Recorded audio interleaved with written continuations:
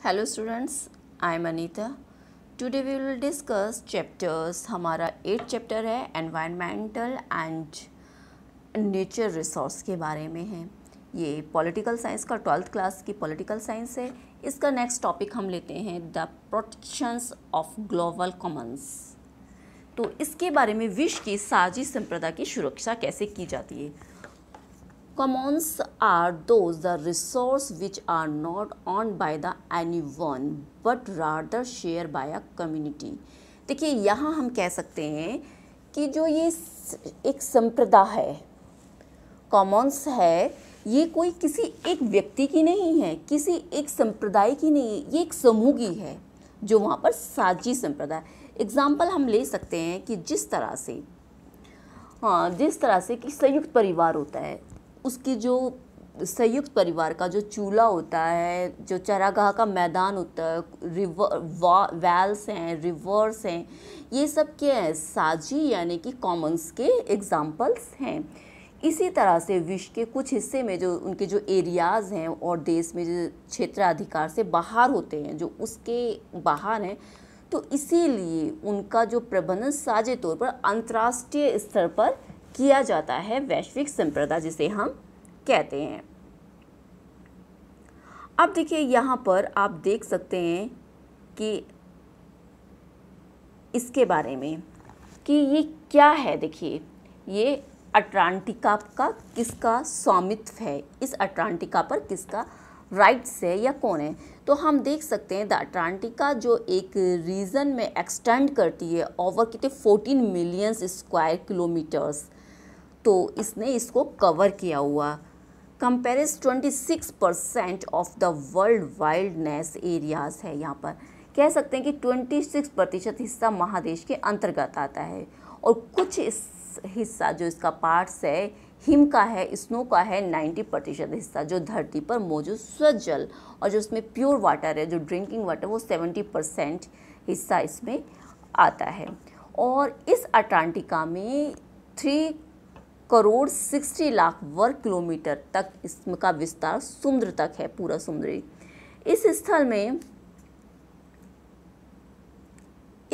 में हम कह सकते हैं कि बहुत ज़्यादा कुछ इस समुद्र के अंदर कुछ जीव हैं जो समुद्री परिस्थिति तंत्र के अत्यंत उर्वरक है, जिसमें कुछ शैल्स हैं, सूक्ष्म शैल्स हैं, लाइकेन है, समुद्र में कुछ स्तनधारी जीव हैं, मत्स्य है, फिश हैं। कठिन वातावरण जीवन यापन के लिए बहुत ही अनुकूलित विभिन्न पक्षी इसमें यहाँ पर शामिल होते हैं।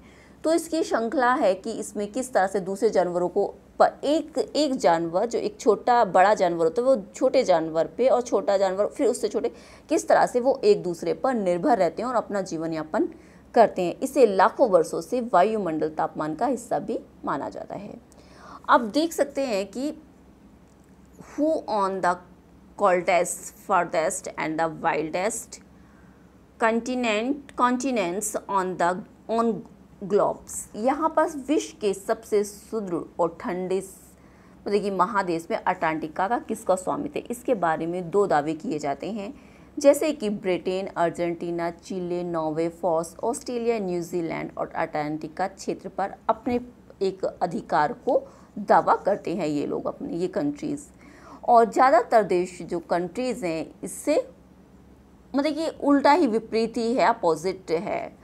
अटलांटिका प्रदेश जो विश्व की एक साझी संप्रदा है, एक कॉमन्स है, तो ये किसी भी देश के क्षेत्राधिकार के अंतर्गत नहीं आती है, किसी पर्टिकुलर किसी एक का नहीं है, ये सभी की संप्रदा है।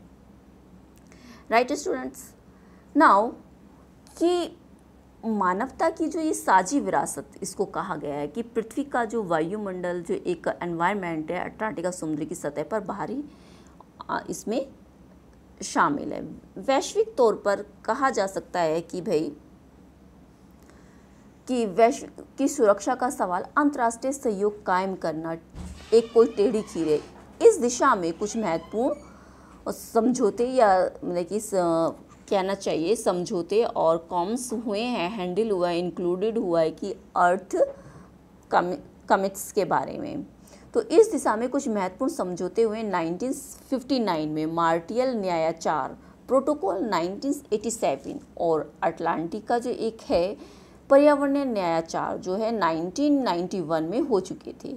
इसकी परिस्थिति में जुड़े हुए हर मसले एक साथ बड़ी समस्या से जुड़े हुए हैं और जो कुछ साइंटिस्ट हैं वो समय सीमा को लेकर मतभेद पैदा होते रहे हैं और सर्वमान्य देखिए इस पर बहुत ज़्यादा कहना चाहिए major problem underline all the illogical issues relate to the difficulty of the achieving the concerns of ONCOM's environmental।